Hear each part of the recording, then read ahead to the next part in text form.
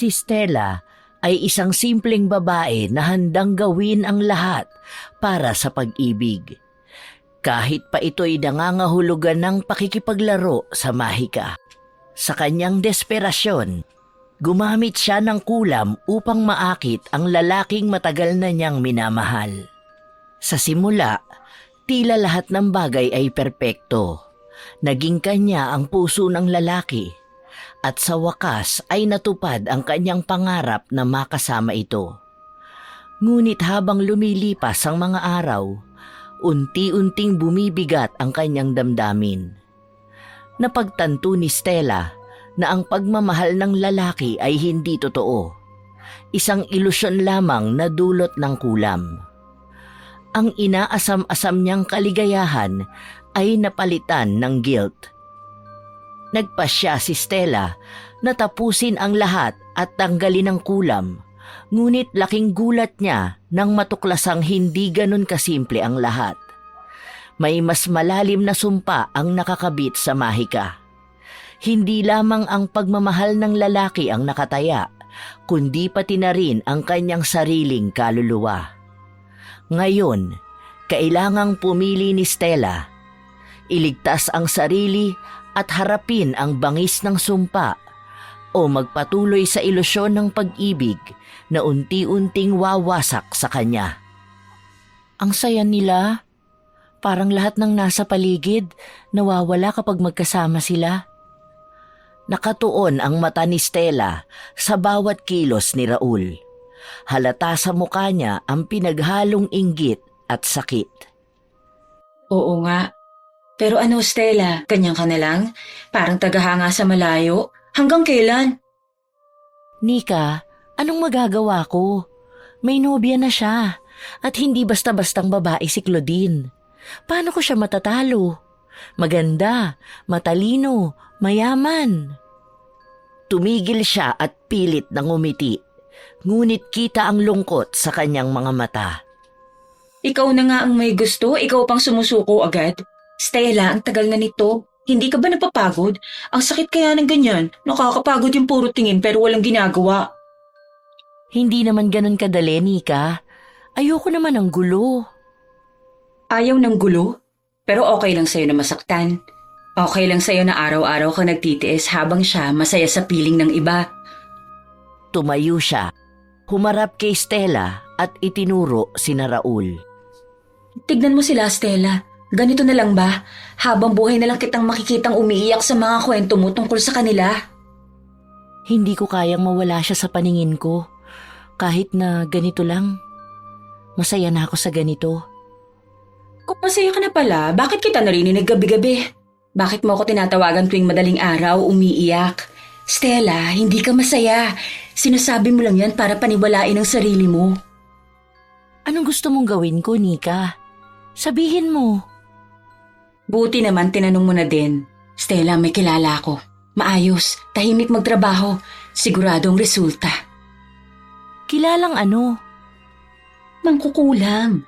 Stella, magagawa niyang makuha mo si Raul. Hindi mo na kailangan magmakaawa o maghintay. Nika, ano ba yung sinasabi mo? Hindi ako ganyan. Anong klaseng tao ka, martir? Stella, alam mo namang hindi ka lang basta natutuwa kay Raul. Mahal mo siya. Sobra. Kung hindi, hindi ka magpapakaganito. Kaya bakit hindi ka nalang gumawa ng paraan? Natahimik si Stella. Pinapanood sina Raul na ngayon ay nag-aabot ng dessert sa isa't isa. Pero, mali ito. Alam kong mali ito. Mali? At ano ang tama? Ang magpakatanga habang pinapanood mo siyang masaya sa piling ng iba. Stella, minsan lang dumating ang pagkakataong mabagong buhay mo. Kapag pinalampas mo to, pakahabang buhay mo na lang tong pagsisihan. Napatitig si Stella kay Raul. Narinig niya ang malutong na tawa nito na parang tumusok sa kanyang dibdib. Simula kolehiyo ay may nararamdaman na talaga si Stella para sa binatang si Raul. Lihim nga lang ang pagmamahal na meron siya para sa binata dahil may ibang mahal naman ito. Kaya nanatili siyang nagmamahal sa malayo. Yun nga lang, Masakit naman ang puso niya palagi, lalo na sa tuwing makikita niya ang binata na masaya kasama ang girlfriend nito. Magkano? Hindi naman ganun kalaki, pero ang mahalaga, sigurado. Ako nang bahala sa proseso. Kailangan mo lang magdesisyon. Hindi ko alam, Nika. Bigyan mo ko ng oras para mag-isip. Iniwan niya si Nika sa bench. Habang naglalakad siya palayo, ang bigat ng bawat hakbang ay parang lumulunod sa kanya. Sa bahay ni Stella, madilim ang paligid at nakaupo siya sa sofa. Hawak ang lumang litrato nila ni Raul noong magkaklase pa sila sa kolehiyo. Naririnig ang tunog ng ulan sa labas. Tahimik si Stella habang hinahaplos ang mukha ni Raul sa litrato. Paano kita makakalimutan kung araw-araw kitang nakikita? Kung ikaw lang ang laman ng puso ko. Nakaupo siya sa sofa at tumitig sa kisame habang bumabalik sa isip niya ang sinabi ni Nika. Minsan lang dumating ang ganitong pagkakataon, Stella. Kapag hinayaan mo, baka huli na ang lahat. Inikot ni Stella ang litrato sa kamay niya at nakita niya ang sulat kamay ni Raul sa likod. To my best friend, Stella. Ikaw ang inspiration ko. Raul. Napapikit siya at tuluyang bumagsak ang luha sa kanyang mga mata. Best friend lang ako para sa'yo. Biglang nagring ang cellphone niya. Tumatawag si Nika. O Stella, ano na? May desisyon ka na ba? Huminga ng malalim si Stella bago sumagot. Sige, gawin na natin. Ngumiti si Nika sa kabilang linya. Good. Magkita tayo bukas. Dalhin mong picture niya. Binaba ni Stella ang telepono habang ang tingin niya ay nakapako sa litrato ni Raul. Bumalik ang tunog ng ulan sa paligid na parang sumasalamin sa kaguluhan ng kanyang damdamin. Hindi na niya maitatanggi ang excitement na nararamdaman. Ano kayang mangyayari kapag gusto na siya ni Raul? Kapag nagkatotoo na ang matagal na niyang pinapangarap. 8:00 ng gabi kinabukasan, magkasamang pumunta sina Nika at Stella sa bahay ni Aling Esmeralda. Nakatira sa isang madilim na kubo, sa gilid ng kagubatan si Aling Esmeralda. Sina Nika at Stella ay nakatayo sa harap ng pinto habang nag-aalangan si Stella. Huwag ka mag-alala, mabait si Aling Esmeralda. Hindi ka niya bibiguin. Sumilip si Stella sa loob at nakita ang maraming kandila, usok ng insenso at mga anting-anting sa bawat sulok ng bahay kubo. Sino ba sa inyong dalawa ang may hihinging pabor? Siya po, Aling Esmeralda. Meron po siyang gustong lalaki na mahalin siya. Tahimik na tiningnan ni Aling Esmeralda si Stella mula ulo hanggang paa na parang binabasa ang kaluluwa niya.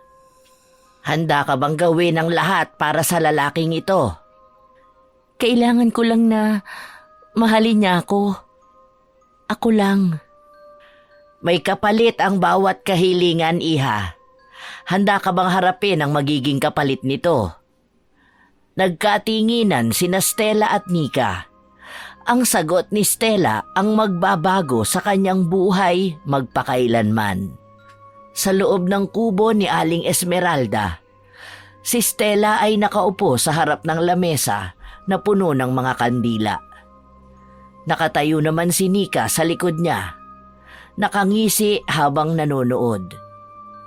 Ang aura sa paligid ay mabigat at ang ilaw ng mga kandila ay sumasayaw kasabay ng ihip ng hangin.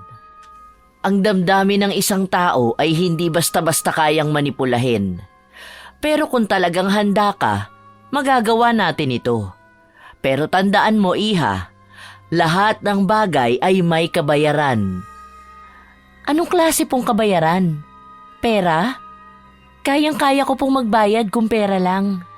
Hindi lahat ng bagay ay kayang bayaran ng pera, iha. Kapalit ng pagmamahal na hindi natural ay ang kapayapaan ng iyong sarili. Handa ka bang mabuhay sa mundo na puno ng kasinungalingan? Tahimik si Stella. Kita sa mukha niya ang alinlangan, pero nang maalala niya ang masayang mukha ni Raul habang kasama si Claudine, tumigas ang kanyang ekspresyon. Handa ako. Gagawin ko ang lahat para mahalin niya rin ako. Yan ang best friend ko, hindi sumusuko. Kung ganon, magsimula na tayo. Kumuha si Aling Esmeralda ng mangkok at inilagay ito sa gitna ng mesa. Nilagyan niya ito ng tubig na parang kumukulo kahit malamig ang paligid. Naglabas din siya ng mga tuyong dahon, pulang sinulid at isang maliit na banga. Ibigay mo sa akin ang litrato ng lalaki. Iniabot ni Stella ang litrato ni Raul. Kinuha ito ni Aling Esmeralda at dahan-dahang ginupit ang gilid nito gamit ang isang maliit na gunting. Sigurado po ba kayo na magiging maayos ang lahat? Walang bumabalik na hindi buo ang desisyon. Kapag umuo ka na, wala nang atrasan. Huwag ka nang mag-alangan. Ito na ang sagot sa lahat ng iniiyak mo gabi-gabi. Huminga ng malalim si Stella at tumango. Tumango si Aling Esmeralda at kumuha ng itim na kandila. Tingnan mong mabuti ang apoy. Sa apoy na ito, nakataya ang hinaharap mo. Sinindihan niya ang kandila at tila nagbago ang kulay ng apoy. Naging pula. Sabihin mo ang pangalan ng lalaking gusto mong mapa sa iyo. Raul Monteverde. Lumakas ang hangin sa loob ng kubo at ang apoy ay tila nagliyab ng mas malaki. Kumuha si Aling Esmeralda ng pulang sinulid at iniikot ito sa litrato ni Raul. Ito ang tali na magdudugtong sa inyong dalawa. Kapag nabuo ang seremonyang ito, hindi na siya makakalayo sa'yo. Paano naman ang nobya niya? Kapag napasa iyo na ang puso ng lalaki, kusa siyang lalayo sa iba. Perfect! Stella, ito na yun. Hindi ka na matutulog ng luhaan. Nagpatuloy si Aling Esmeralda sa pagbulong ng mga salitang hindi maintindihan ni Stella. Habang ginagawa niya ito, parang lalong bumibigat ang paligid. Nararamdaman ni Stella ang init sa kanyang mga palad at tila mas mabilis ang tibok ng kanyang puso. Tapos na. Simula ngayon, magsisimula ng magbago ang ihip ng hangin. Tahimik si Stella. Hindi pa rin makapaniwala sa nangyayari. Si Nika naman ay halatang tuwang-tuwa. Matapos ang ritual ay umalis na sina Stella at Nika sa tirahan ni Aling Esmeralda. Kinabukasan, sa coffee shop kung saan madalas magtagpo sina Raul at Claudine. Si Stella ay nakaupo sa isang sulok. Sinusundan ang bawat kilos ng dalawa. Pero napansin niya ang kakaibang ekspresyon ni Raul. Mukhang iritable ito at hindi masyadong pinapansin si Claudine. Raul, may problema ba? Parang wala ka sa mood ngayon. Wala. Gusto ko lang mapag-isa. Pwede ba? Kita ni Stella ang gulat sa mukha ni Claudine at halata sa mukha nito ang pagkadismaya. Tumayo si Raul at iniwan ito sa mesa. Nakita ito ni Stella mula sa kanyang kinauupuan at hindi niya napigilang ngumiti ng bahagya. Gumagana na. Lumapit si Nika. May hawak na 2 baso ng kape at umupo sa harap niya. O ano na? Sinabi ko na sa'yo, epektibo si Aling Esmeralda eh. Pero parang mali pa rin. Mali? Stella, ano bang gusto mo? Kung ayaw mo, pwede pa natin itigil. Pero mag-isip kang mabuti. Nandyan na yan, huwag mo nang sayangin. Tumayo si Stella. Pinapanood si Raul habang palabas ng coffee shop. Hinabol ito ng kanyang mga mata Ngunit nanatili siyang nakaupo, takot na sundan ito. Kinagabihan, sa bahay ni Stella. Nagising si Stella sa malakas na tunog ng kanyang cellphone. Si Raul ang tumatawag. Nanlaki ang mga mata ni Stella. Nanginginig ang kamay niya habang dinadampot ang cellphone. Raul? Pwede ba kitang makita? Kailangan kita. Napatigil si Stella. Hindi makapaniwala sa naririnig. Bumilis ang tibok ng puso niya. Saan? Sa park, sa lugar kung saan tayo madalas mag-usap noon. Pagkababa ng tawag, hinawakan ni Stella ang cellphone niya ng mahigpit at napaluhod siya sa sahig. Nalilito kung dapat ba siyang matuwa o matakot. Ito na ba yun? Sa wakas ba ay ako naman ang nakikita niya? Ang mga mata niya ay puno ng luha pero halatang may bahid ng pag-asa. Sa park kung saan madalas mag-usap sina Stella at Raul noong magkaibigan pa sila. Ang lugar ay tahimik. Ang ilaw ng poste ang tanging nagbibigay ng malamlam na liwanag sa paligid.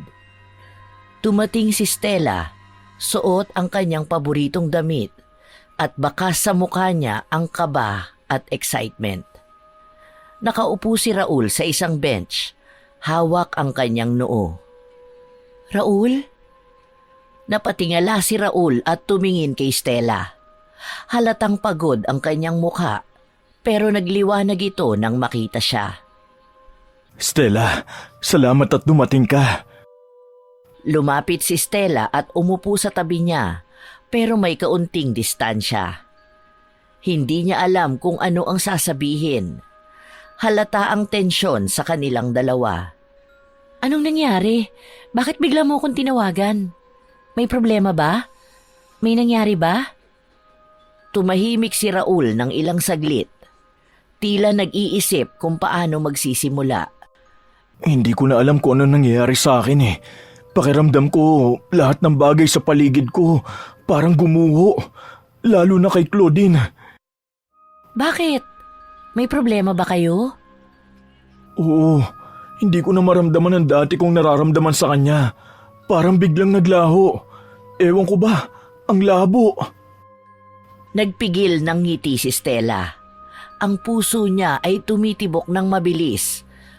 Pero pinanatili niya ang kanyang mukha na walang ekspresyon. Baka napapagod ka lang. Minsan kasi, kailangan lang ng space para maayos ang lahat. Pero bakit ganito, Stella?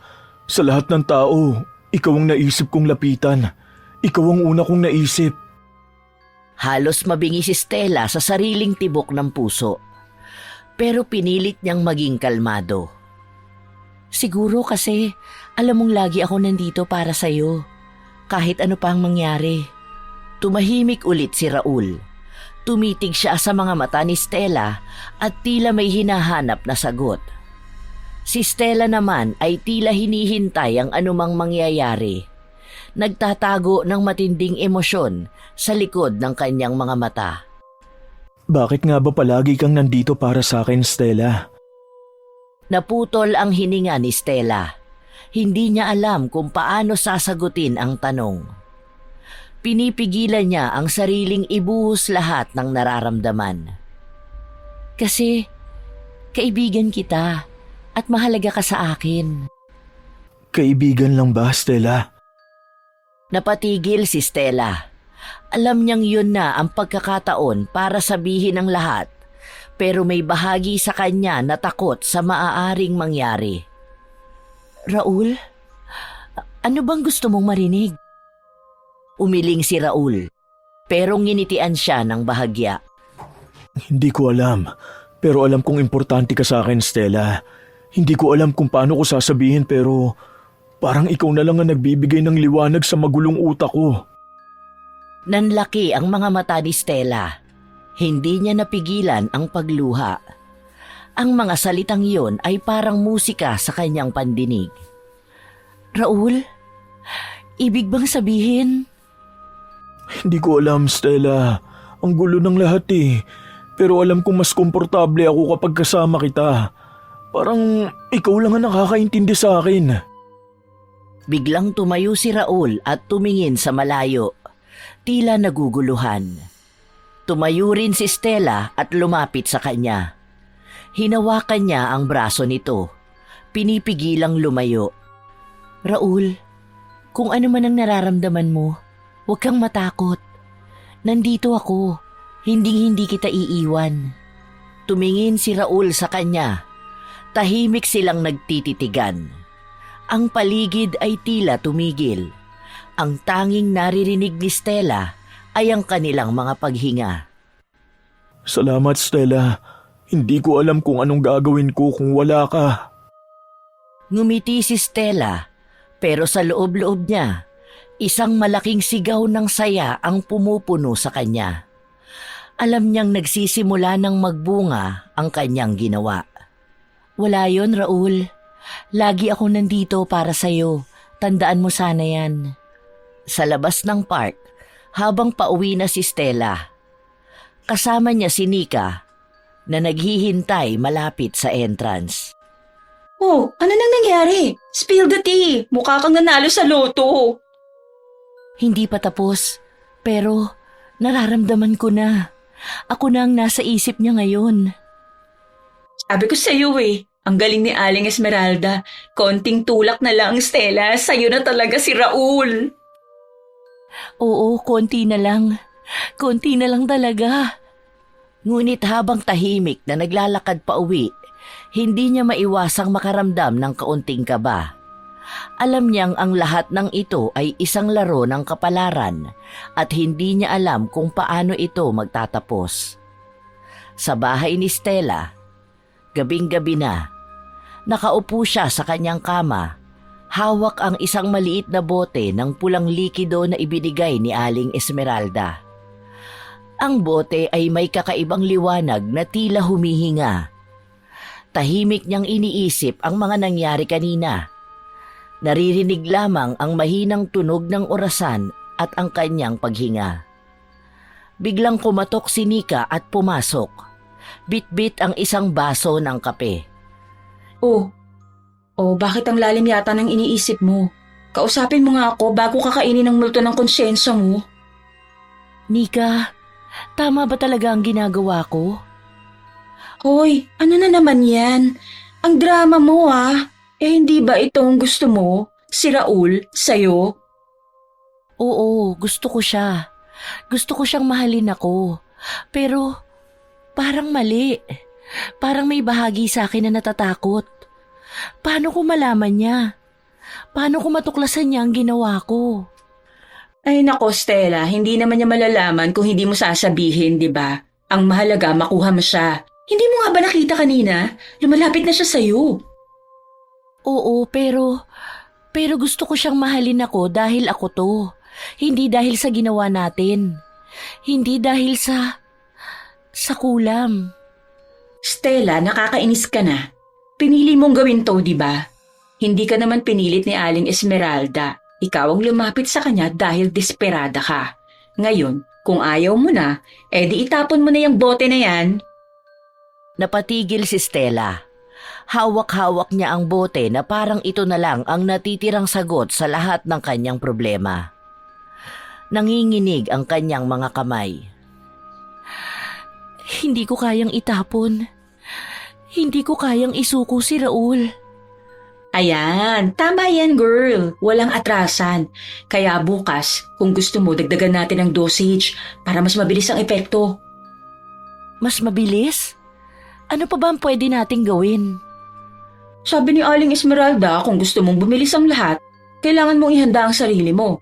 Gagawa siya ng mas malakas na gayuma, pero mas mahirap yun. Kaya dapat sigurado ka. Mas malakas? Ano pa bang kailangan kong gawin? Mag-aalay ka. Kailangan mong magbigay ng isang bagay na mahalaga sa'yo. At dapat buong puso mo itong gagawin. Napatitig si Stella sa bote. Tila mas lalong bumigat ang kanyang damdamin. Alam niyang pumapasok na siya sa isang landas na hindi na niya kayang balikan. Sa isang madilim na gubat kinabukasan, kasama ni Stella si Nika at si Aling Esmeralda. May maliit na altar na puno ng kandila at bulaklak. Sa gitna nito ay isang mangkok na may usok na tila sumasayaw sa hangin. Handa ka na ba, Stella? Ang desisyong ito ay walang balikan. Handa na po ako. Anong alay ang ibibigay mo? Isang bagay na pinakamahalaga sa'yo. Ang kapalit nito ay ang pag-ibig na matagal mo nang hinahangad. Hinugot ni Stella mula sa kanyang bag ang isang kwintas. Isa itong simpleng pendant na may larawan ng kanyang yumaong ina. Hawak niya ito ng mahigpit bago ito inilagay sa altar. Tumulo ang isang luha sa kanyang pisngi. Heto, ito ang huling alaala ng nanay ko sa akin. Pero mas mahalaga si Raul sa akin ngayon. Tama yan, girl. Go na!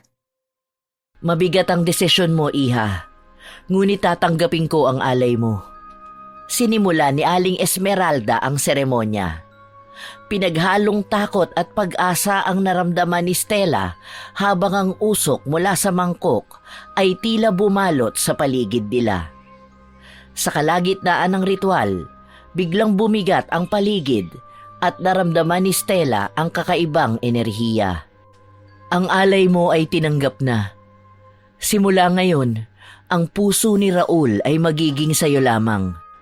Napangiti si Nika, pero si Stella ay tahimik lang. Hindi niya maipaliwanag ang nararamdaman. Halo-halo ang saya at guilt. Ilang araw ang lumipas. Nagkitang muli sina Stella at Raul sa isang coffee shop. Mukha itong mas magaan ngayon, pero may kakaibang ngiti si Raul habang nakatingin kay Stella. Hindi ko alam kung bakit, pero parang mas lalo kitang hinahanap nitong mga nakaraang araw. Talaga? Siguro kasi madalas mo akong nakikita lately. Hindi lang yun. Parang may nagbago. Parang ikaw na lang ang gusto kong makasama ngayon. Hindi nakapagsalita si Stella. Napatingin siya sa baso ng kape sa harap niya. Ang sinabi ni Raul ay ang matagal na niyang hinihintay. Pero bakit parang may kurot sa kanyang puso? Sa parehong coffee shop, habang magkausap sina Stella at Raul, tila mas bumibigat ang pakiramdam ni Stella. Natutupad na ang mga pangarap niya, ngunit may isang bahagi ng kanyang puso na hindi mapakali. Si Raul naman ay tila mas nagiging mapanuri sa kanyang bawat galaw. Alam mo, Stella, hindi ko talaga alam kung bakit bigla na lang kitang naaalala lagi. Para bang may koneksyon tayo na hindi ko maipaliwanag? Siguro dahil matagal na rin tayong magkakilala. At hindi ba ganun talaga kapag magkaibigan? Hindi, iba to. Parang higit pa sa pagkakaibigan. Napatingin si Stella sa baso ng kape. Tila gustong umiwas sa tingin ni Raul. Kinakabahan siya na baka mabasa nito ang kanyang mga iniisip. Biglang tumahimik ang paligid. Tila nakatuon ang mundo sa kanilang dalawa. Raul, siguro kailangan mo lang ng oras para linawin ang nararamdaman mo. Ayoko maging dahilan ng kahit na anong gulo. Gulo? Stella, ikaw ang nagpapagaan sa pakiramdam ko. Kung gulo man ito, gusto ko ang ganitong klaseng gulo. Napangiti si Raul, ngunit si Stella ay nananatiling seryoso. Sa loob-loob niya, nararamdaman niyang hindi tama ang lahat ng ito. Tila may pumipigil sa kanya na lubusang magpakasaya. Hindi nga niya alam kung bakit, samantalang ito naman ang matagal na niyang gustong-gusto na mangyari. Ngayon na napapansin na siya ni Raul, ay saka naman siya nag-aalinlangan. Sa bahay ni Stella kinagabihan, nakaupo siya sa kanyang kama, hawak ang bote ng pulang likido. Tumutulo ang luha sa kanyang mga mata habang binabalikan ang sinabi ni Raul kanina. Bakit parang hindi ako masaya? Nakuha ko na ang gusto ko . Pero bakit? Bakit parang may mali? Biglang pumasok si Nika. Dala ang isang bag ng chichirya. Agad niyang napansin ang lungkot ni Stella. Oh, bakit parang binagyo ka? Anong nangyari?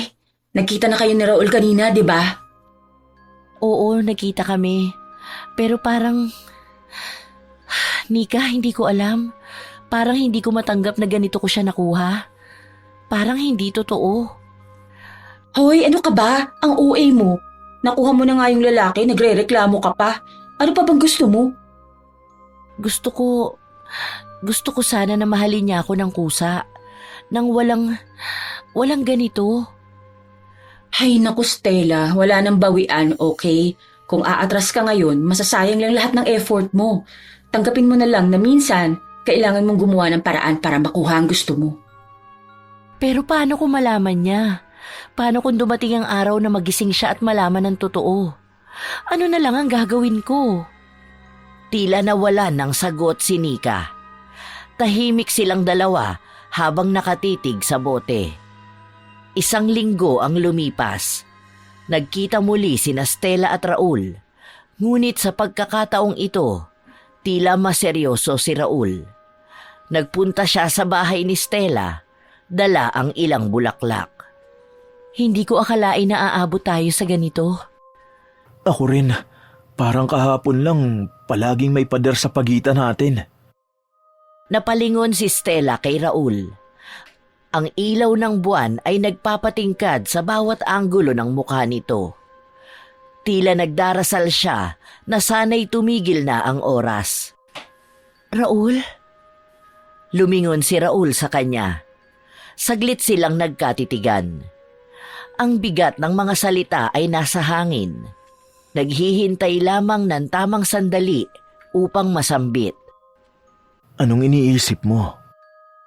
Kung paano ko nagawang maghintay ng ganito katagal. Para lang masabi na mahal kita. Nanigas si Raul sa sinabi ni Stella.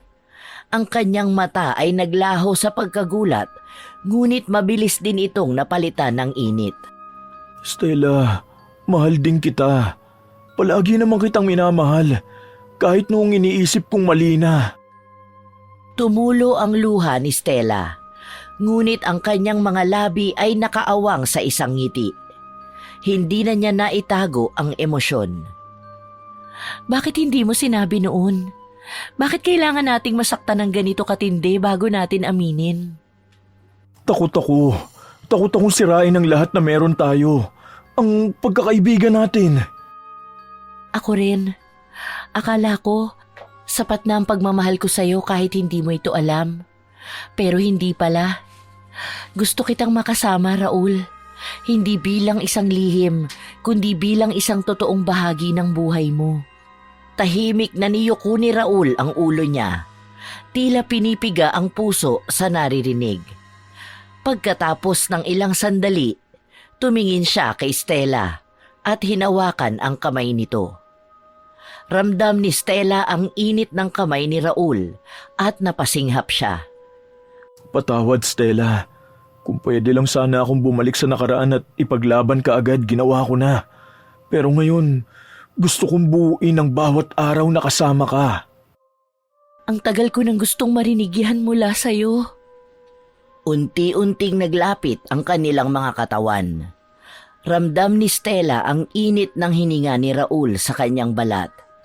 Ang kanilang mga mata ay tila nagsasayaw, nagtatapat ng damdamin. May mga bagay tayong kailangang ayusin, Stella. Pero gusto ko, simulan natin ulit. Mula sa simula. Walang lihim, walang takot. Simula? Oo, para bang bagong kwento. Yung bagong tayo. Ano bang gusto mong gawin? Napaisip si Stella. Ngayon lang niya naramdaman ang ganitong kalayaan kasama si Raul. Napuno siya ng saya, ngunit may halong kaba. Gusto ko maglakbay, kasama ka. Kahit saan man tayo magpunta, gusto ko maranasan ang mundo nang ikaw ang kasama ko. Simple lang pala. Simple? Ikaw kaya ang simpleng tao.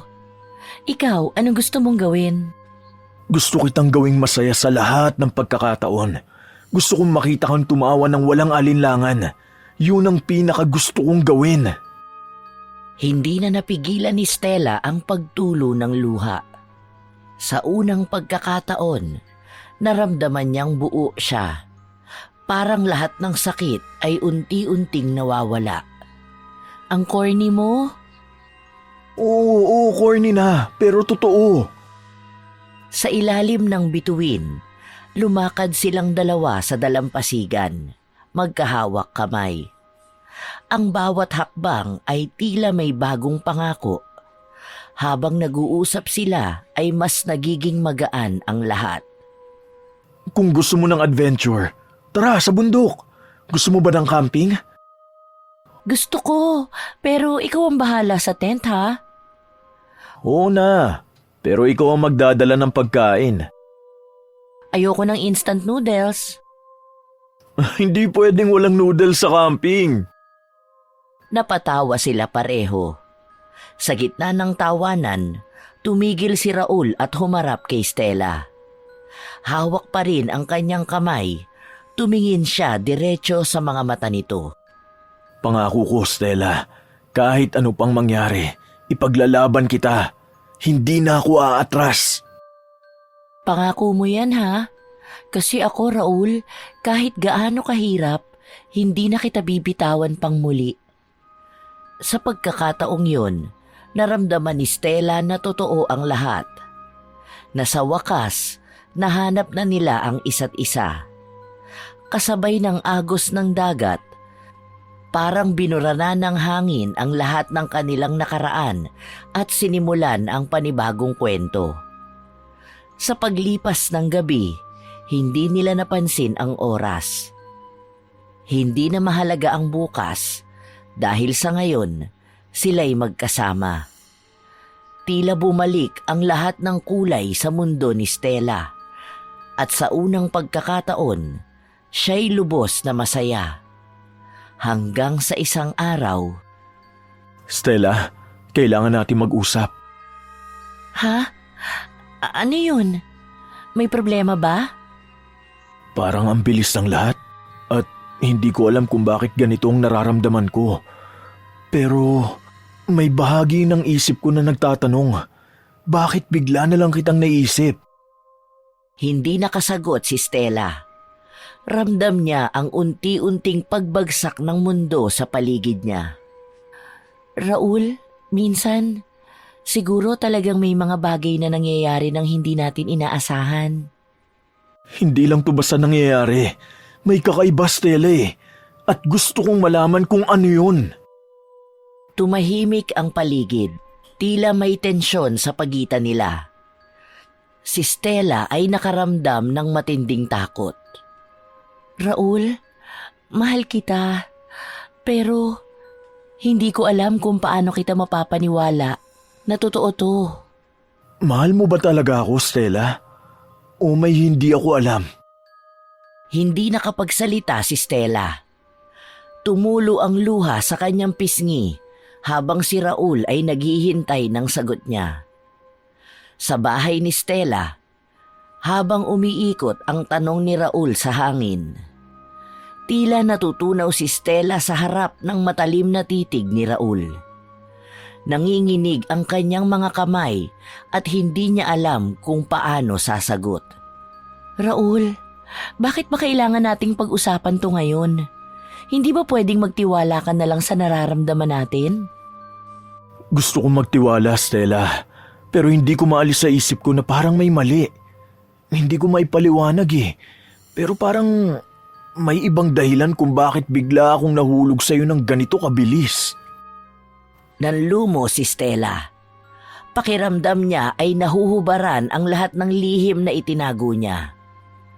Huminga siya ng malalim, pilit binubuo ang lakas ng loob para magsalita. Raul, mahal kita. Simula pa noon, hindi mo lang siguro napapansin kasi lagi kang nakatingin sa iba. Eh kung ganun, bakit parang nahihirapan ka ngayon? May hindi ka ba sinasabi sa akin, Stella? Tahimik. Ang tanging naririnig lamang sa paligid ay ang malakas na tibok ng puso ni Stella na parang malapit ng sumabog. Hindi niya alam kung itutuloy ang pagsisinungaling o magpapakatotoo na. Hindi ba pwedeng mag-move forward na lang tayo? Nakaraan na lahat ng to. Ang mahalaga ay kung ano ang nararamdaman natin ngayon. Hindi ganun kadali, Stella. Gusto ko ng katotohanan. Lahat. Sabihin mo sa akin ang lahat-lahat. Tumayo si Raul mula sa sofa. Tila hindi na makapagpigil sa bigat ng damdamin. Naglakad-lakad siya sa maliit na sala ni Stella. Hinahabol ang kanyang hininga. Ano ba itong nararamdaman ko? Parang hindi ko kontrolado. Parang may nagtulak sa akin na mahalin ka at hindi ko maintindihan kung bakit. Sabi mo sa akin, Stella, may ginawa ka ba? Tila sinaksak si Stella sa tanong na yon. Tumulo ang mga luha niya pero hindi siya makapagsalita. Ramdam niya na parang mabubunyag na ang lahat. Uy, ano bang nangyayari dito? Ang init naman ng usapan nyo. Tamang-tama, Nika. Pwede bang tanungin kita? May alam ka ba tungkol sa kung bakit parang biglang nag-ibang damdamin ko kay Stella? Ha? Ano bang pinagsasasabi mo dyan, Raul? Baka naman iniisip mo lang yan. Hindi to iniisip ko lang. Parang may nangyari. At gusto kong malaman kung ano yun. Napatitig si Nika kay Stella. Tila nag-aalangan kung sasabihin ang totoo. Si Stella naman ay nakayuko. Pilit itinatago ang guilt sa kanyang mukha. Raul, alam mo naman, minsan talaga ang pagmamahal bigla na lang dumarating, di ba? Baka naman masyado ka lang nag-iisip. Kung ganon, Stella, tignan mo ako sa mata at sabihin mo na walang kahit anong nangyari. Napatingin si Stella kay Raul. Nanginginig ang kanyang labi. Alam niyang hindi niya kayang magsinungaling sa pagkakataong ito. Raul, patawarin mo ko. Nanlaki ang mata ni Raul. Bumigat ang kanyang dibdib sa narinig. Tumayo siya ng diretso, naghintay ng paliwanag. Anong ibig mong sabihin? Hindi ko sinasadya. Hindi ko gustong ganito ang mangyari. Pero napagod na akong mahalin ka mula sa malayo. Kaya naghanap ako ng paraan. Tumahimik ang paligid. Ramdam ang tensyon at bigat ng emosyon. Anong klaseng paraan, Stella? Sabihin mo sa akin ang diretsahan. Nagpagawa ako ng ritual para mahalin mo ko. Hindi makapaniwala si Raul. Tumalikod ito at hinawakan ng mahigpit ang kanyang ulo na tila gustong alisin ang sakit dulot ng mga narinig. Ritual? Ginamit mo ang pagmamahal ko? Stella, paano mo nagawa to sa akin? Lumipat si Stella pero umiwas si Raul. Parang kinapos siya ng hangin. Raul, hindi ko alam kung anong mangyayari. Mahal na mahal kita kaya nagawa ko to. Pero totoo ang nararamdaman ko sa'yo. Hindi ito kasinungalingan. Tumalikod si Raul. Tila hindi alam kung paano haharapin ang sitwasyon. Tumulo ang luha sa kanyang pisngi pero pilit niyang pinipigilan ang pagsabog ng emosyon. Paano ko malalaman kung alin ang totoo, Stella? Paano kung lahat ng to ay gawa-gawa lang ng ritual na yan? Tahimik, walang nakapagsalita. Ang mundo nila ay tila bumagsak. Si Stella ay nanatiling nakatayo, umiiyak, habang si Raul ay naglakad palayo. Sa labas ng bahay ni Stella, madilim ang paligid, tanging ilaw ng buwan ang nagbibigay liwanag sa nag-uumpugang damdamin ni Stella at Raul. Tahimik si Raul habang papalayo at si Stella ay pilit siyang pinipigilan. Raul, huwag kang umalis. Pakinggan mo muna ako. Ayusin natin to. Please, mahal kita. Hindi ganun kadali, Stella. Hindi mo naiintindihan kung anong nararamdaman ko ngayon. Raul, ginawa ko to dahil mahal kita. Dahil sa sobrang sakit na lagi kang napapabilang sa iba habang ako nandito lang, tahimik na nasasaktan. Tumigil si Raul. Humarap siya kay Stella, ngunit ang galit at sakit sa kanyang mukha ay kitang-kita. At anong nangyari? Binago mo ang lahat para sa sarili mo? Para maging masaya ka kahit hindi totoo ang nararamdaman ko? Stella, niloko mo ko. Pinilit mong baguhin ang bagay na dapat kusa akong maramdaman. Raul, totoo ang pagmamahal ko. Hindi mo ba yun nararamdaman? Kahit papano, hindi ka ba naging masaya? Kahit sandali? Masaya? Oo, pero ngayon hindi ko na alam kung ano ang totoo. Paano ko paniniwalaan ang sarili kong damdamin kung alam kong may ginawa kang ganito? Hindi makapagsalita si Stella. Tumulo ang luha niya ng sunod-sunod, ngunit hindi niya kayang itanggi ang katotohanan. Kailangan ko ng oras, Stella. Kailangan kong intindihin kung ano nangyari.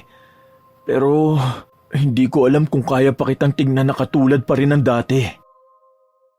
Raul, huwag kang sumuko sa atin. Alam ko nagkamali ako, pero kaya kong itama lahat ng to. Bigyan mo ko ng pagkakataon.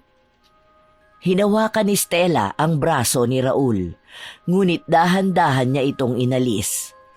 Patawarin mo ako, Stella. Pero hindi ko pa kaya magpatawad ngayon. Sa ngayon, mas mabuti nang magkalayo tayo. Tumalikod si Raul at naglakad na palayo. Naiwang nakatayo si Stella, umiiyak at nawala na ng pag-asa. Bumagsak siya sa lupa. Hawak ang dibdib na tila pinupunit ng sakit. Kinabukasan sa bahay ni Nika, pulang-pula ang mga mata ni Stella dahil sa kaiiyak buong gabi.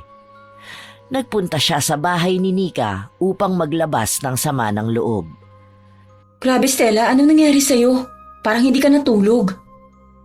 Nika, wala na siya. Iniwan na niya ako. Oh my gosh, Stella.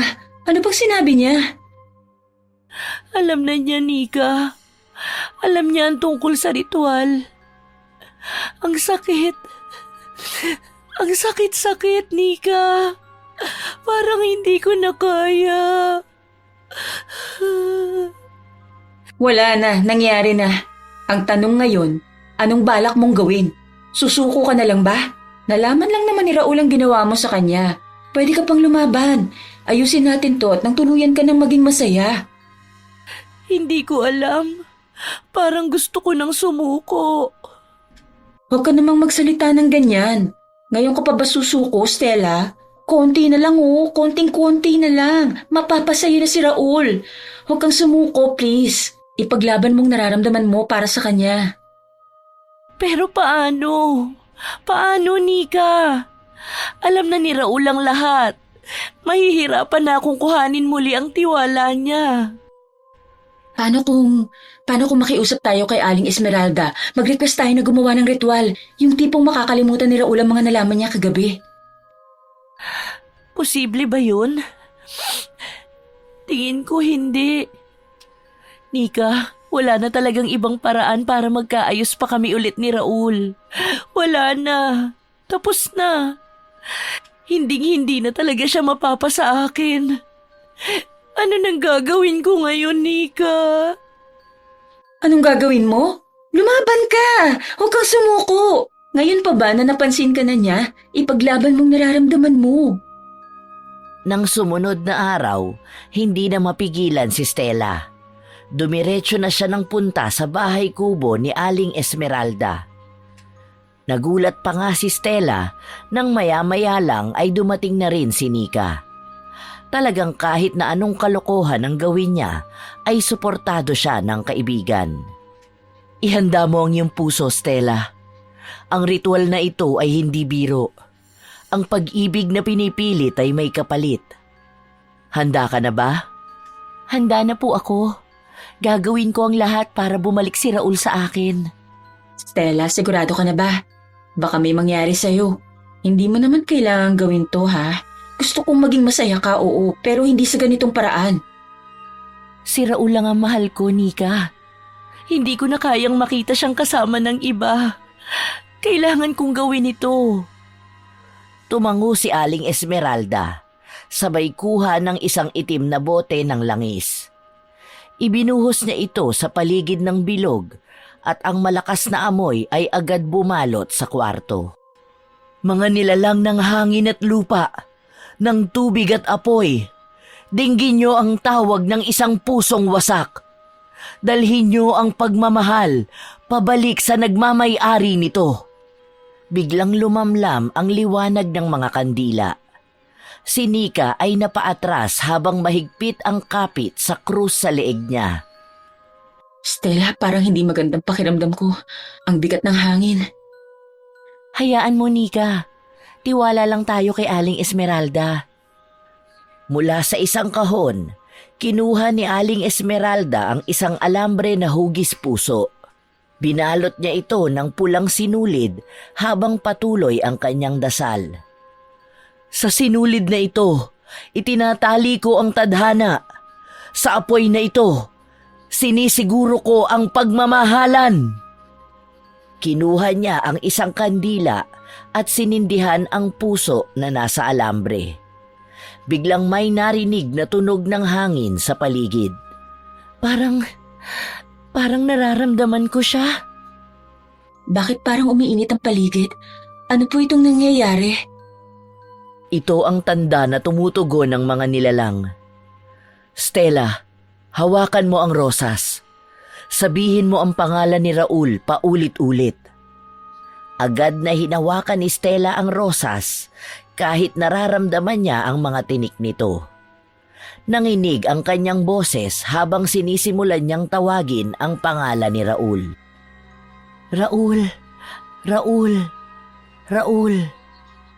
Habang paulit-ulit niyang sinasabi ang pangalan, biglang umuga ang lupa. Natumba si Nika at ang mga kandila ay nagsimulang magningas ng mas maliwanag. Stella, tama na! Sobra na to! Raul, bumalik ka sa akin. Pakiusap.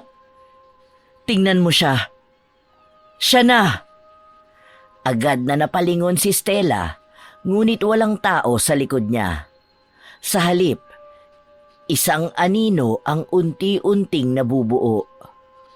Ano yan, Stella? Hindi na to tama! Tama na! Raul, ikaw ba yan? Ngunit bago pa siya makalapit, biglang naglaho ang anino at ang paligid ay nagbalik sa normal. Ang mga kandila ay muling lumiwanag ng tama, ngunit si Stella ay nanatiling nakatulala. Hindi sapat ang ritual. May pumipigil sa kanya. Kailangan nating ulitin, ngunit mas malakas na orasyon ang kakailanganin. Huwag na, Stella. Tumigil ka na. Hindi na tama ito. Tama ng pagmamakaawa mo kay Raul. Kung mahal ka niya, hindi mo na kailangang gawin to. Hindi ba't ikaw ang nagsabi sa akin na gawin ito? Ikaw ang nagtulak sa akin na kulamin si Raul para magustuhan na niya ako. Ano pa pong kailangan kong gawin, Aling Esmeralda? Sabihin mo sa akin. Ang tanong, anak, hanggang saan ang kaya mong isakripisyo para sa kanya? Naging tahimik ang silid, at si Stella ay nanatiling nakayuko, hawak pa rin ang nalalantang rosas. Ngayon hintayin mo na lang kung kailan tatalab ang kulam na ginawa natin. Maraming salamat po sa lahat ng naitulong niyo sa akin, Aling Esmeralda. Hindi ko po ito makakalimutan. Pagkatapos ng ritual, umuwi na si Stella sa kanyang bahay. Nanatili lang siyang nakakulong sa kanyang bahay, para siyang walang buhay sa sobrang lungkot na kanyang nadarama. Ilang araw na ang lumipas, pero ganito pa rin ako. Parang walang silbi. Paano ko pa ba ito itutuloy? Tumunog ang pinto. Napatingin si Stella, ngunit hindi agad tumayo. Tumunog muli ang pinto. Mas malakas. Stella, buksan mong pinto. Alam kong nandyan ka. Dahan-dahang tumayo si Stella at binuksan ang pinto. Si Nika ay nakapayong at may dalang isang paper bag. Anong ginagawa mo rito? Huwag mo ako matanong-tanong ng anong ginagawa mo dito. Kita mo nga, basang-basa na ako. Ano ba to? Parang haunted house dito sa bahay mo. Magbukas ka nga ng ilaw. Sinundan ni Stella si Nika habang binubuksan nito ang ilaw. Tiningnan ni Nika ang paligid. Puno ng mga baso at pinagkainan na hindi pa nahuhugasan. Ano ba naman to, Stella? Ganyan ka na ba talaga? Hindi ka na naliligo, hindi ka pa naglilinis. Ang gulo-gulo mo na. Ang gulo ng buhay mo. Wala akong gana, Nika. Hayaan mo na lang muna ako pakiusap. Hayaan? Stella, ilang araw na akong nagpapasensya. Pero hindi kita hahayaang sirain ang sarili mo ng ganito. Tama na, ha? Walang imik si Stella. Tumulo ang isang luha mula sa kanyang mata, pero pinunasan niya rin ito agad. Kumain ka na muna. Nagdala ako ng pagkain. Kung ayaw mong gumalaw, sige. Ako na lang ang maglilinis ng bahay mo. Salamat, Nika. Pero gusto ko lang mapag-isa sa ngayon. Hindi mo kailangan mapag-isa, Stella. Ang kailangan mo kung mawala ka dyan sa lungkot na nararamdaman mo. Kaya bumangon ka. Mag-ayos ka. Lumabas tayo. Wala akong lakas, Nika. Paano kung makita ko siya? Paano kung makita ko si Raul na masaya habang ako ganito? Napatigil si Nika. Tumabi siya kay Stella, hawak ang balikat nito. Stella, hindi mo makokontrol ang buhay ng ibang tao. Pero makokontrol mo ang sarili mo. Kaya tigilan mo ng pagpaparusa sa sarili mo. Kung hindi mo sisimulan ngayon, kailan pa? Tahimik si Stella. Bumuntong hininga siya at tumayo ng dahan-dahan. Tumingin siya kay Nika. Sige, pero bigyan mo muna ako ng oras. Yan ang gusto kong marinig. Sa park, gabi. Nasa isang bench si Stella habang si Nika ay bumibili ng inumin sa malapit na tindahan. Tinitignan ni Stella ang mga ilaw sa paligid at ang mga taong masayang naglalakad. Ang tagal na pala nung huling beses na lumabas ako. Ang daming tao. Ang daming masaya. Pero ako, bakit parang hindi ko maramdaman yun? Lumapit si Nika. May dalang 2 tasa ng kape.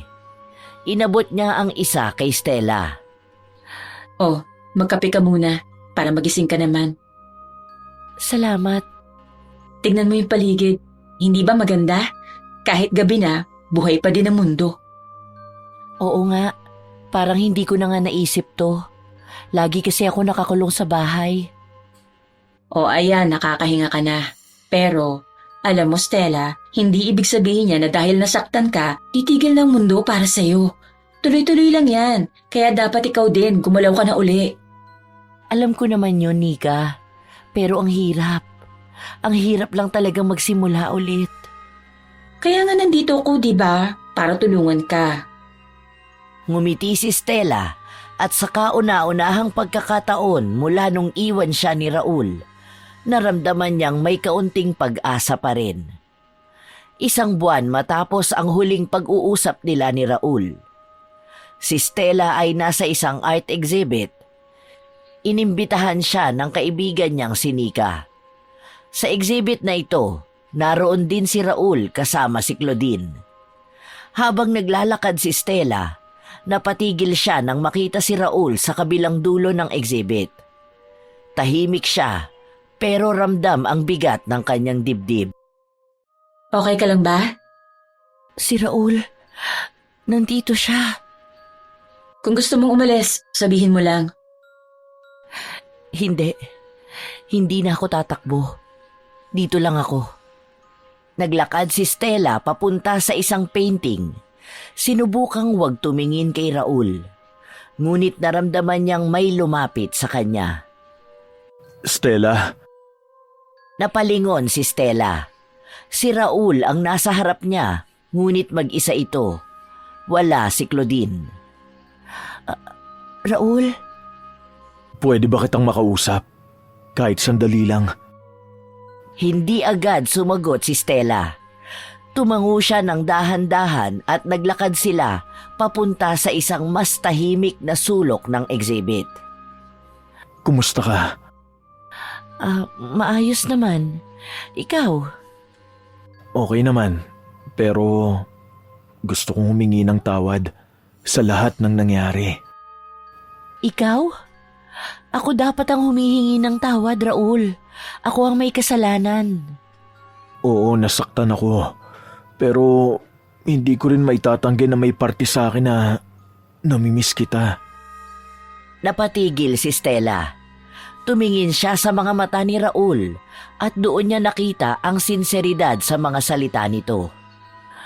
Raul, totoo ba yan? O baka naaawa ka lang sa akin? Hindi awa. Stella, hindi kita makalimutan. Kahit anong gawin ko, lagi kitang naiisip. Tahimik si Stella, ngunit sa puso niya, naramdaman niyang muling bumabalik ang init ng pagmamahal niya para kay Raul. Raul, paano natin ito sisimulan ulit? Hindi ko alam. Pero handa akong subukan. Kung handa ka rin. Nagtitigan silang dalawa, tila parehong nag-aalangan ngunit puno ng pag-asa. Sa kabila ng sakit at mga pagkakamali, alam nilang ito ang simula ng bagong kabanata. Isang gabing tahimik sa bahay ni Stella. Nasa kwarto siya, nakaupo sa harap ng isang altar na puno ng kandila at mga anting-anting. Sa gitna ng altar ay isang itim na manika na kahawig ni Raul. Sa tabi nito ay isang piraso ng papel na may nakasulat na pangalan ni Raul at ang mga salitang, "Sa sumpa, ito'y matatali." Nag-aalab ang mga kandila. Sa bawat ihip ng hangin, tila may nagbabantang anino sa paligid. Nanlalamig si Stella habang hawak ang manika, ngunit nagpatuloy siya. Ito na ang panibagong simula. Wala nang atrasan. Dinampot ni Stella ang karayom mula sa tabi ng altar. Tinitigan niya ang manika. Ang bawat detalye nito ay parang si Raul mismo. Tumulo ang isang luha sa kanyang pisngi. Patawad, Raul. Pero ito lang ang paraang naiisip ko para mabawi ka at hindi na muling makawala pa sa akin.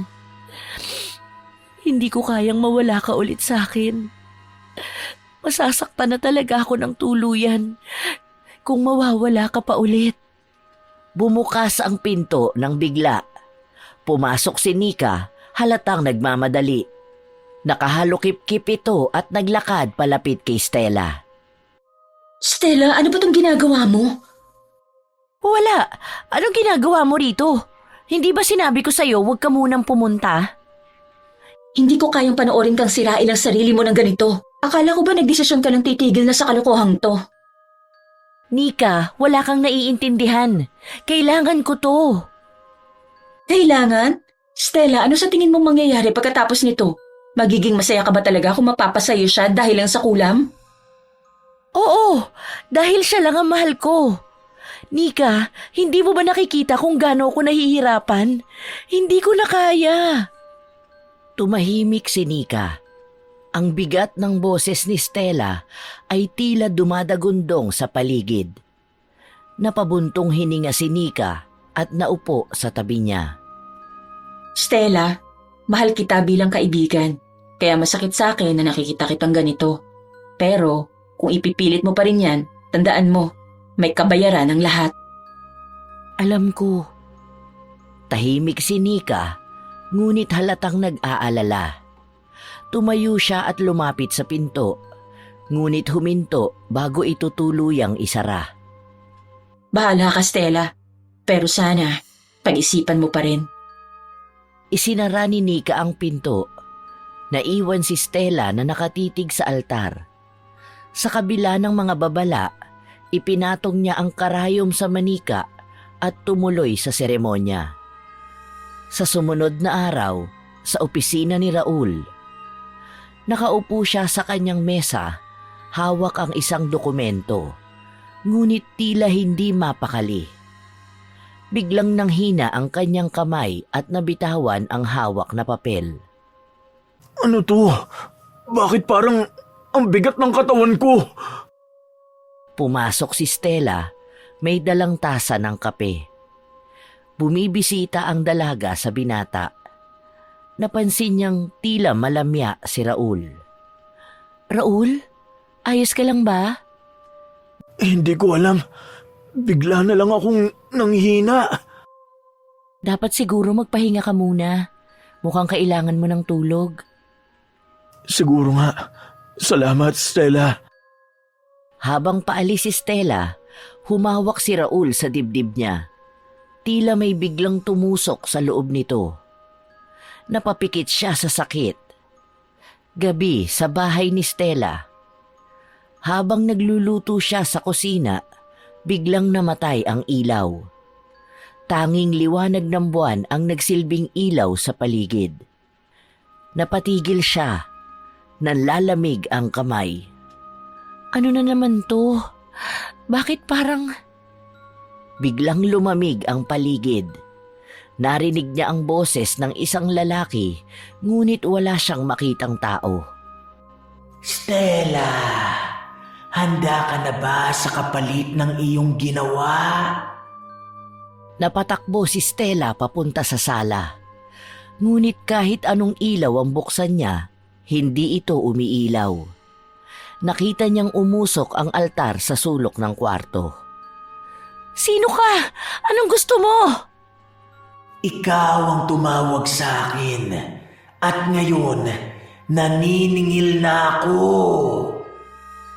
Napasandal si Stella sa pader. Ramdam niya ang bigat sa dibdib at ang malamig na pawis sa noo. Tumutulo ang luha niya habang nagmamakaawa. Hindi! Ayoko na! Paano ko ititigil to? Hindi mo na maibabalik ang ginawa mo. Ang kulam na isinumpa mo kay Raul ay babalik sa iyo ng mas matindi pa. Biglang naglaho ang boses. Naiwan si Stella, nakahandusay sa sahig, humihingal at umiiyak. Kinabukasan, sa simbahan, lumapit si Stella sa altar, hawak ang isang rosaryo. Nakaluhod siya, nanginginig at umiiyak. Patawad, Panginoon. Hindi ko alam na ganito ang mangyayari. Sana po mapatawad ninyo ako. Lumapit ang isang pari sa kanya. Hinawakan ang kanyang balikat. Anak, mukhang mabigat ang pinagdadaanan mo. Gusto mo bang mag-usap tayo? Opo, Father. Kailangan ko po ng tulong. Nag-usap sila ng pari. Ipinaliwanag ni Stella ang lahat ng nangyari mula sa pagmamahal niya kay Raul hanggang sa pangkukulam niya rito. Habang nagsasalita siya, tila gumagaan ang pakiramdam niya. Ngunit alam niyang hindi sapat ang pag-amin sa ginawa niya. Makalipas ang ilang araw, pilit na tinanggal ni Stella ang kulam sa tulong ng isang albularyo. Ngunit bawat hakbang ay tila lalo lamang nagpahirap sa kanya. Sa bawat seremonya, ramdam niya ang bigat ng kanyang kasalanan. Anak, handa ka bang harapin ang anumang kapalit nito? Ang pag-ibig na pilit mong inangkin ay hindi kailanman magiging sayo ng walang sakripisyo. Gagawin ko ang lahat. Ayoko na ng ganito. Nagpatuloy ang ritual. Ngunit sa kalagitnaan nito, naramdaman ni Stella ang tila apoy na lumalamon sa kanyang katawan. Napasigaw siya sa sakit, habang hawak ng albularyo ang isang rosaryo at dasal ng dasal. Hindi ko na kaya! Anak, tiisin mo! Malapit na! Hanggang sa isang malakas na pagsabog ng liwanag ang pumuno sa paligid.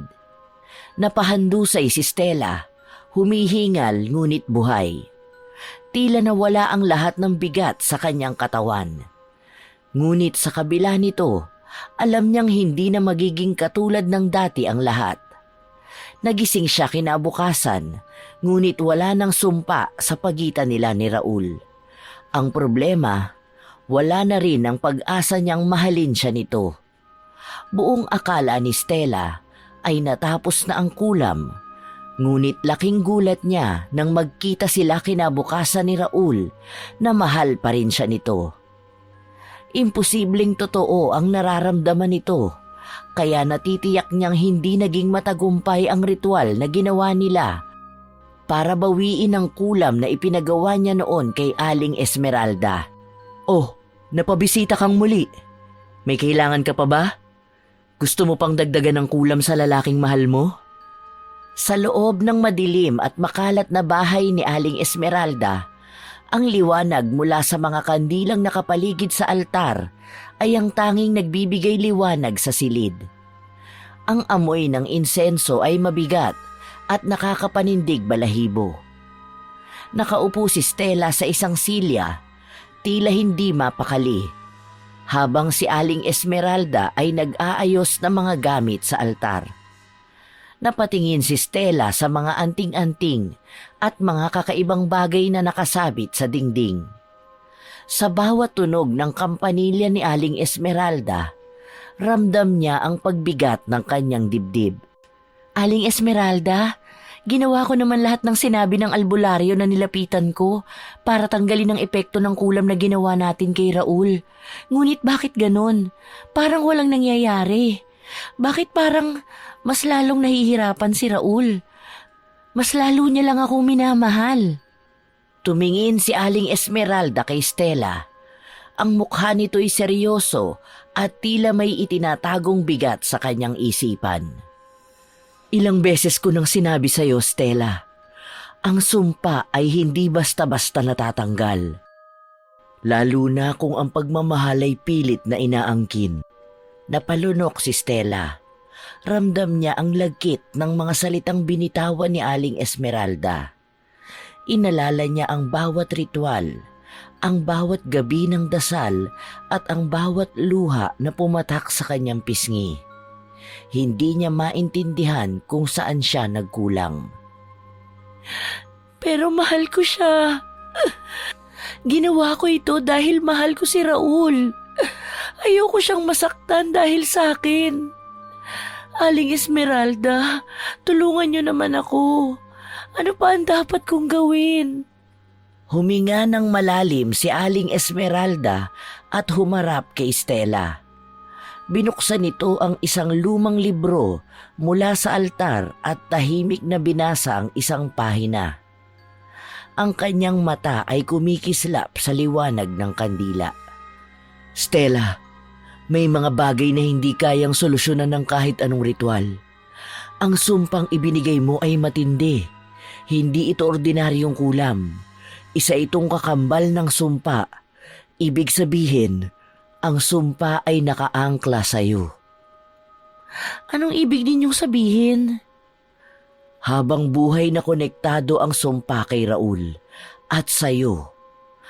Ang tanging paraan para maalis ito ay... Tumigil si Aling Esmeralda saglit. Tila nag-aalangan sabihin ang katotohanan. Sabihin niyo sa akin, ano ang paraan? Tumingin si Aling Esmeralda kay Stella ng diretso sa mata. Ang lalim ng kanyang titig ay parang nagtatanim ng bigat sa puso ni Stella. Kailangan mong isakripisyo ang sarili mong buhay, Stella. Biglang nanlamig si Stella. Ang kanyang hininga ay parang natigil sa kanyang lalamunan. Hindi niya maiproseso ang narinig. Para bang bumagsak ang buong mundo sa kanyang balikat. Ang buhay ko? Oo. Ang sumpa ay nakaangkla sa buhay ng tagapagbigay nito. Kapag ikaw ay nagparaya, tuluyang mawawala ang sumpa. Si Raul ay magiging malaya, ngunit ang kapalit ay ang buhay mo. Napayuko si Stella. Ang kanyang mga kamay ay nanginginig. Ang mga mata niya'y nag-umpisa ng maluha.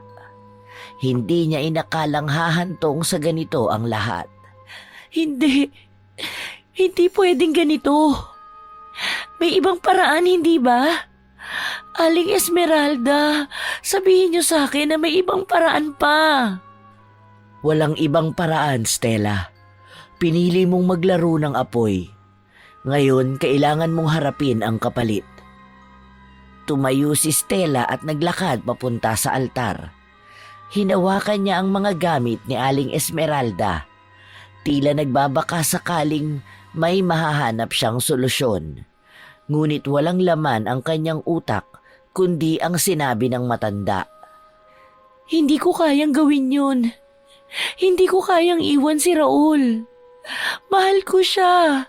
Paano siya mabubuhay kung ako ang mawawala? At paano siya mabubuhay kung patuloy mo siyang pahihirapan?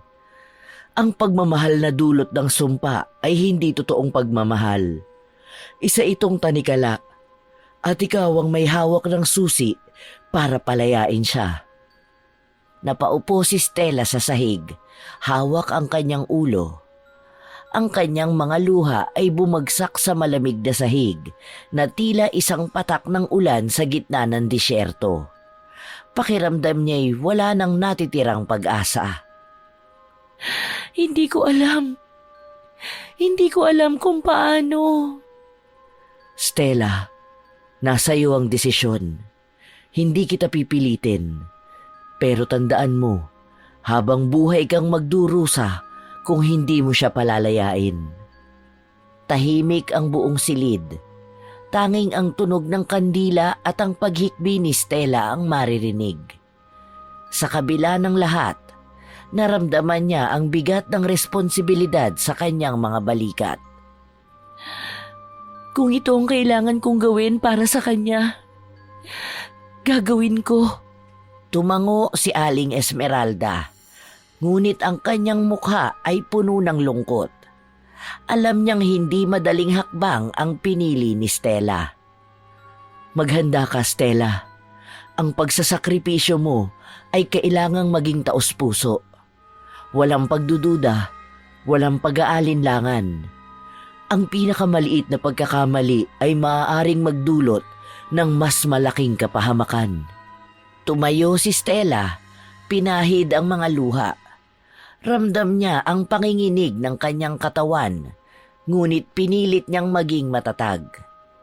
Alam niyang ito lang ang tanging paraan para mailigtas si Raul. Saan tayo magsisimula? Habang naghahanda si Aling Esmeralda ng mga kailangan, si Stella ay nakatingin sa altar. Ang kanyang isip ay puno ng mga alaala ni Raul. Ang ngiti nito, ang kanyang halakhak, ang mga panahong magkasama sila. Sa kabila ng sakit, naramdaman niyang tama ang kanyang desisyon.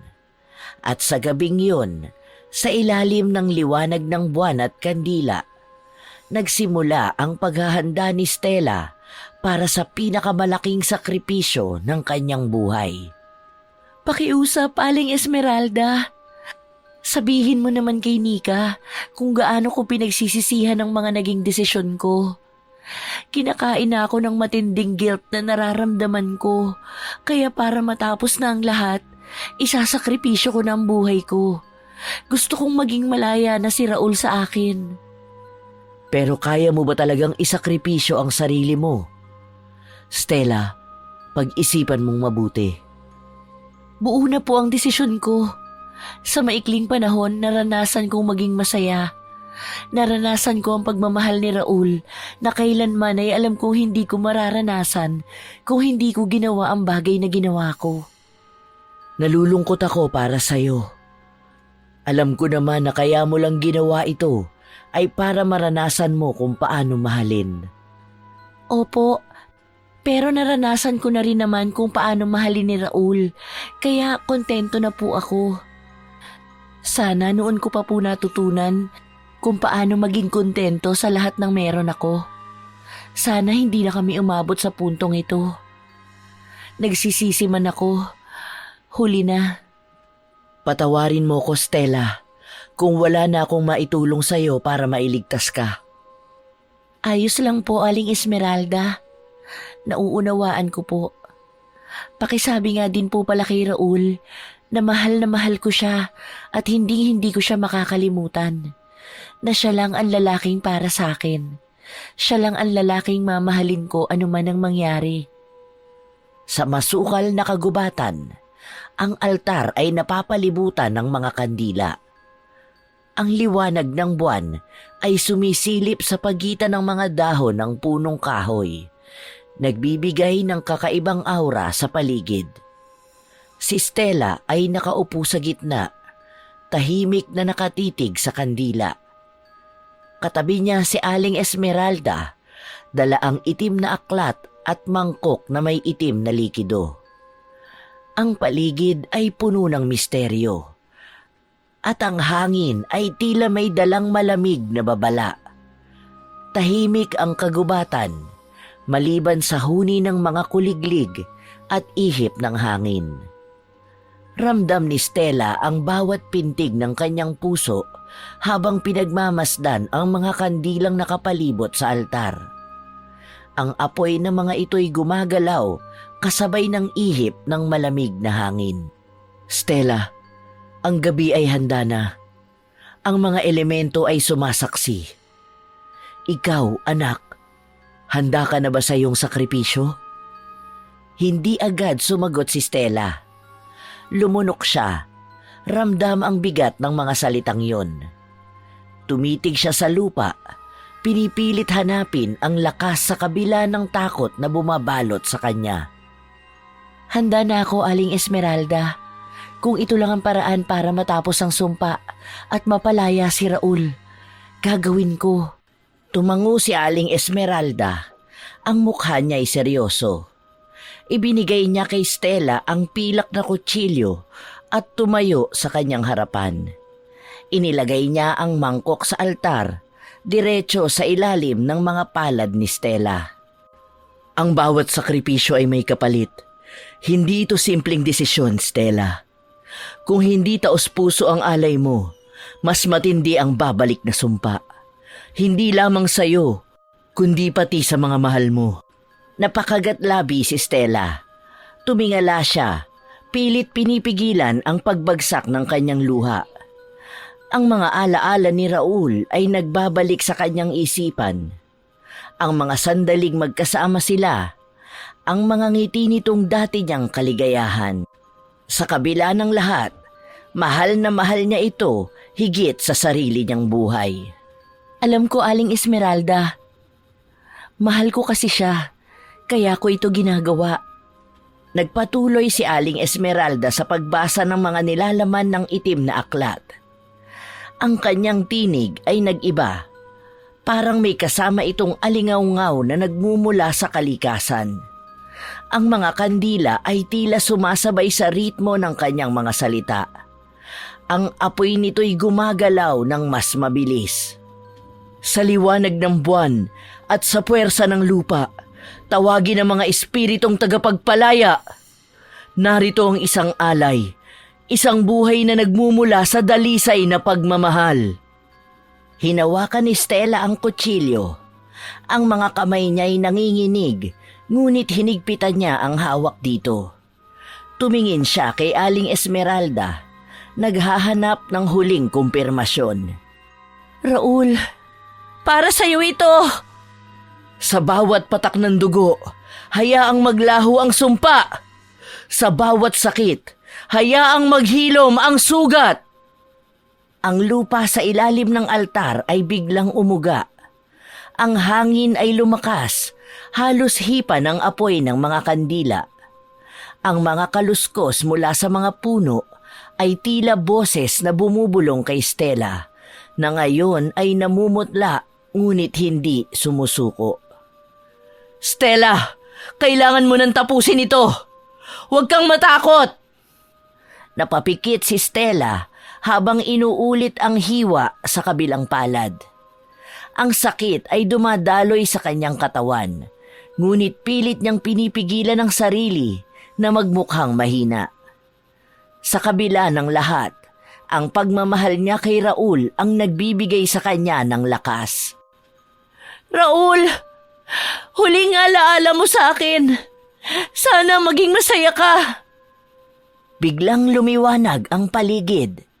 Ang mga kandila ay nagliyab ng mas mataas. Halos abutin ang mga sanga ng mga puno. Ang liwanag ay bumalot sa altar at si Stella ay bumagsak sa lupa. Hindi na makagalaw. Ramdam niya ang malamig na hangin na yumakap sa kanya. At sa huling sandali, narinig niya ang boses ni Aling Esmeralda. Ang iyong sakripisyo, Stella, ay hindi masasayang. Paalam, anak. Ang mga bituin sa langit ay tila tumanglaw kay Stella, na ngayon ay nagbibigay ng kanyang buhay para sa kalayaan ng minamahal niyang si Raul.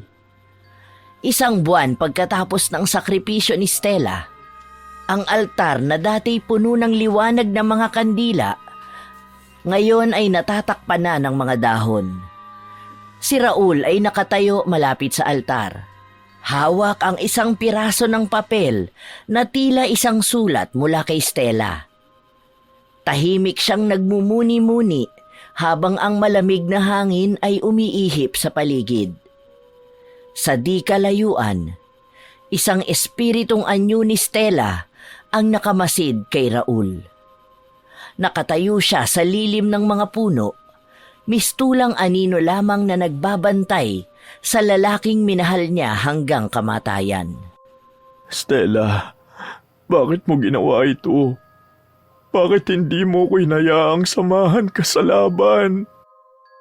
Naglalakad si Raul papalapit sa altar. Hawak ang sulat sa kanyang mga kamay. Ang kanyang mga mata ay namumugto, halatang ilang gabi na siyang hindi nakakatulog. Binasa niya ang nakasulat sa papel, na para bang binabasa ito para kay Stella. Raul, mahal ko. Sa sandaling mabasa mo ito, wala na ako.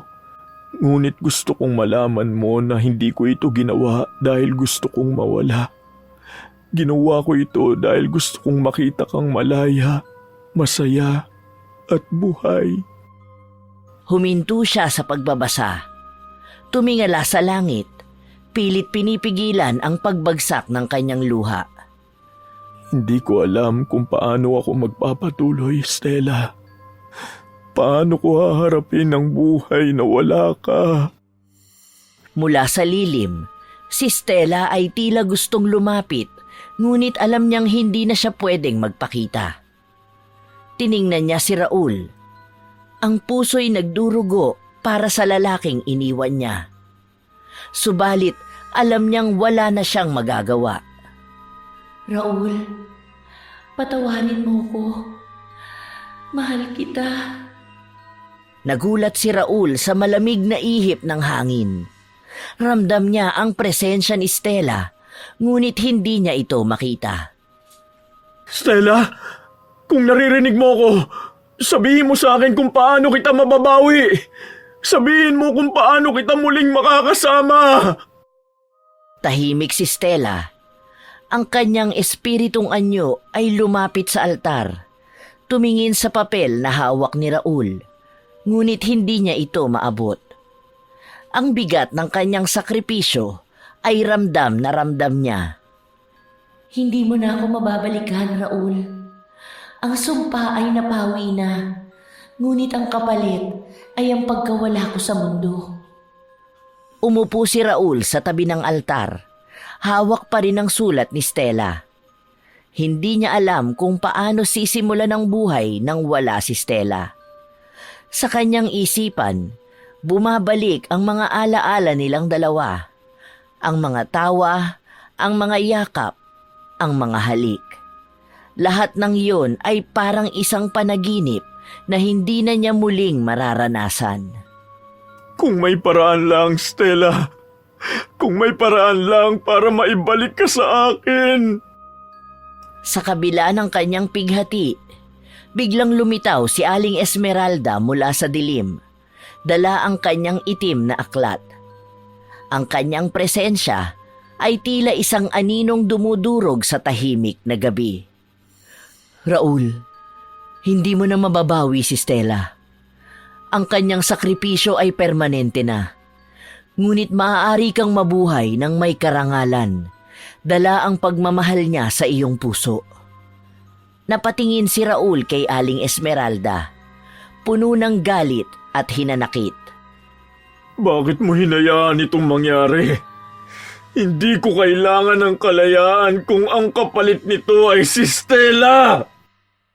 Ang pagmamahal ni Stella sa iyo ay mas malakas kaysa sa sumpa. Ngunit ang kanyang sakripisyo ay hindi na mababawi. Hindi mo siya maaaring muling makasama, Raul. Ngunit maaari mong ipagpatuloy ang kanyang legasiya. Ang pagmamahal niya sa iyo ay buhay pa rin kahit wala na siya. Tumahimik si Raul. Ang mga salitang yon ay tumama sa kanyang puso. Ngunit alam niya kung paano tanggapin ang pagkawala ni Stella. Sa isang iglap, lumakad siya palayo sa altar. Hawak pa rin ang sulat sa kanyang kamay. Habang palayo si Raul, ang espiritong anyo ni Stella ay sumunod, tahimik na nagbabantay sa kanya. Ang kanilang pag-ibig ay tila isang kwento ng sakripisyo at pagkawala. Ngunit ang pagmamahal nila sa isa't isa ay nananatili sa kanilang mga puso, kahit na magkaibang mundo na ang kanilang tinatahak. Mahal na mahal kita, Stella. Sana maaga pa lang nalaman ko na kaagad kung gaano ka kaimportante sa akin. Nang sa gayon na hindi na tayo umabot sa puntong ito. Sana mas pinili kong pag-aralan na mahalin ka. Di sana nasulit ko ang mga araw na magkasama tayong dalawa. Sobra-sobra ang pagsisisi ko ngayon, mahal ko. Gustuin ko man na makasama ka pa. Huli na ako dahil wala ka na. Sana nagawa kong maiparamdam sa iyo kung gaano kita kamahal. Dahil yun ang nararapat para sa pagmamahal mong handang magsakripisyo. Mahal na mahal kita, Stella.